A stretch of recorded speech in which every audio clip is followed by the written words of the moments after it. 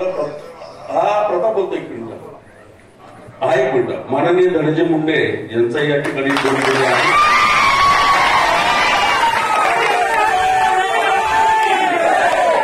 भाऊ फक्त एकच मिनिट क्लिक करतो. पालकमंत्र्यांनी 15 दिवसामध्ये सीएम बरोबर बैठक आयोजित करू आणि त्या ठिकाणी तुमच्या म्हणण्या काय काय त्याचा आपण विजय करू असं एक आश्वासन दिलेलं आहे. कलेक्टरच्या वतीनं इथं आरडीसी आलेला आहे स्थगित करण्यासाठी, तर मान्य केलेलं आहे. तर आपल्याला विनंती आहे की आपण 2 मिनिटं माहिती करतो. मी घेतोय सावे साहेब आणि विखे साहेब दोघांनी या ठिकाणी निर्णय घेतलाय 15 दिवसात बैठक करू. नाही, 15 दिवसात वेळ निश्चित करायला दिलं जाईल. तर मी आपल्याला माईकवरती देतो, माईकवर घेतो. या 15 दिवसात बैठक करा. 1 मिनिट मी माईकवर येतो. हा भाऊ बोलू शकता. उपस्थित जिल्हा कलेक्टरांकडून आलेले आरडीसी गोकुळ भाऊ दोन, माझे मार्गदर्शक प्रताप काका आणि सर्व उपोषणकर्ते आणि तिथे उपस्थित माझ्या समाज बांधवांनो आणि भगिनींनो, खरं तर हे हैदराबादचं गॅजेट निघालं नसतं तर पाथर्डी नाही बऱ्याच ठिकाणी आपण बऱ्याच राज्यात एसटी मध्ये याचे कळालं नसतं.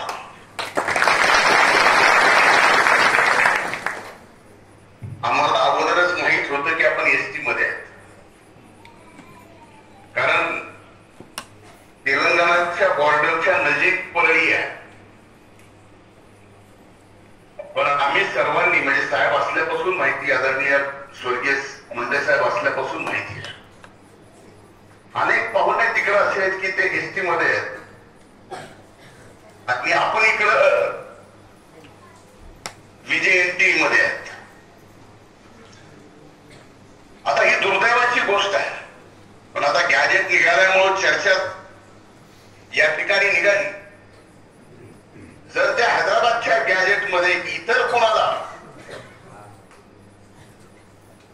आरक्षणाचा फायदा मिळत असेल तर आम्हाला सुद्धा त्या हैदराबादच्या गॅजेट प्रमाणे एसटीचा फायदा मिळाला पाहिजे.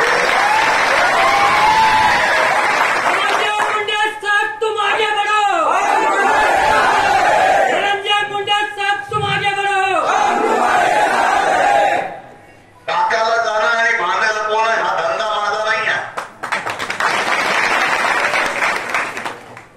इतरांना जर त्या गॅजेटचा फायदा होत असेल, त्या गॅजेट मधल्या एका शब्दाचा फायदा आरक्षणासाठी होत असेल तर तो आम्हाला सुद्धा झाला पाहिजे.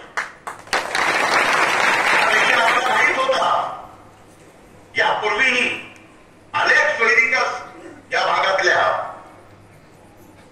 तेलंगणातल्या मुली इकडं लग्न होऊन आल्यात, आपल्या मुली तिकडं लग्न होऊन गेल्यात. पण असताना सुद्धा त्यावेळेस विषय यामुळे काढला नाही कारण आपलं 2% बरं चाललं होतं.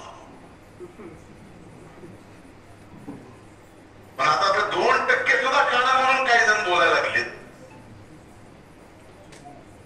जे बोलायला लागलेत ना 2% सुद्धा वंजाऱ्यांचं काढा.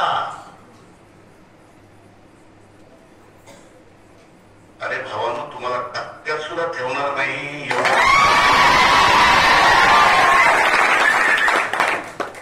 म्हणून माझी विनंती आहे, हे सरकार आपल्या सोबत आहे. सरकार आपलं नुकसान करणार नाही. सरकारवर विश्वास ठेवा. माननीय पालकमंत्र्यांनी आणि माननीय सुजय विखेंनी आपल्याला तिथं येऊन सांगितलेलं आहे की 15 दिवसात माननीय मुख्यमंत्र्यांची वेळ घेऊन देऊ आणि व्यापक बैठक त्या ठिकाणी होईल. मी सुद्धा आजच आदरणीय मुख्यमंत्र्यांना बोलेल, आपल्या समाजाच्या या मागण्या संदर्भात वेळ मागेल आणि त्या वेळ मागणार नाही तर त्या बैठकीमध्ये इतरांसाठी जसे निर्णय होतात तसे निर्णय आपल्यासाठी सुद्धा करावेच लागतील.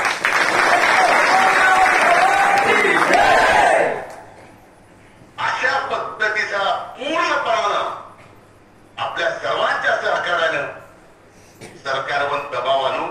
पण आता माझी विनंती आहे, बरेच दिवस झालं उपोषण आपण करताय आणि आपलं उपोषण म्हणजे इतरांसारखं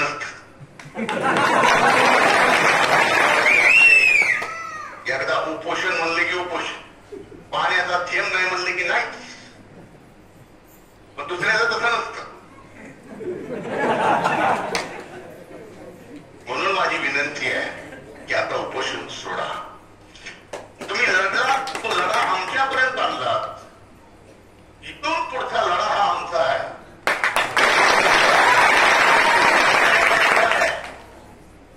प्रत्येकाचा आहे. म्हणून आज उपोषण सोडावं. सरकारने सुद्धा आरडीसी तिथं कलेक्टरांच्या मार्फत पाठवले. हॅलो, हा ऐकतात. आणि त्यांचा मान ठेवून, शासनाचा मान ठेवून आपण उपोषण सोडावं ही मी कळकळीची विनंती करतो. धन्यवाद. धन्यवाद की मला आपल्या सर्व समाज बांधवांशी या ठिकाणी 2 मिनिट होता. धन्यवाद. ठोक.